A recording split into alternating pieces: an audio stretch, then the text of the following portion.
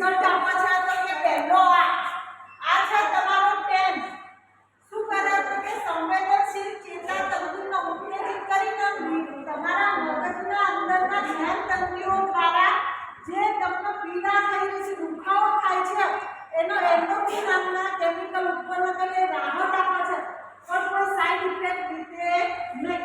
ગોળી શું કરે એ સિનોઇડ છે એટલે જ્ઞાન તંતુઓને ડેમેજ કરે પેરા કરી દે સાદી ભાષામાં અને એ દુખાવો દબાવ આ શું કરે કે તમારા જ્યાં તમને સોજો અને દુખાવો હોય ત્યાં તમે પેચીસ અને બેટ લગાવો છો અને આ મસોની થેરાપી લો ને તો એનાથી તમને દુખાવો પીડા ઓછી થાય પણ કોઈ સાઇડ ઇફેક્ટ નથી.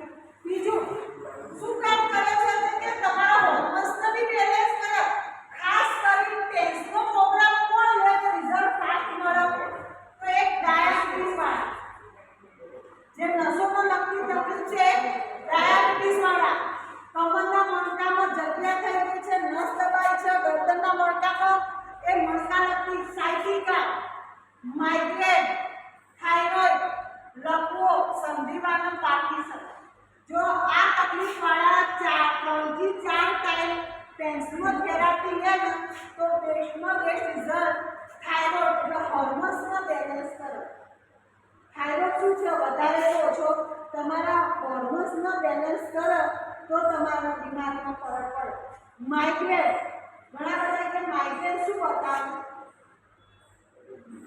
એ આમાંના સંબંધમાં તમારો જો પ્લોટ થયો ને તો તમને ગેસ્ટ્રોક આવતા રોકી શકાશે નહીં. દબાવ છે એટલે તમને માથું દુખાય છે 2 દિવસે 3 દિવસે ઉતરી જાય અને કાં તો ગેસનો ભરાવો થાય ત્યારે દબાવ એટલે તમને દુખાય છે.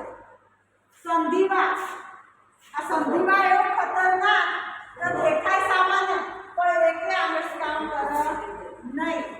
લકવો આપણે બધાનો પેરાલિસિસ કરીને ફિઝિયો કરાય પણ જો તમારા ગરદનમાં મણકાનો પેચીસ લગાવવામાં આવે અને એક મણ ઓછો થાય તો વ્યક્તિનો 50% સુધી ફરક પડે આપણા મશીન.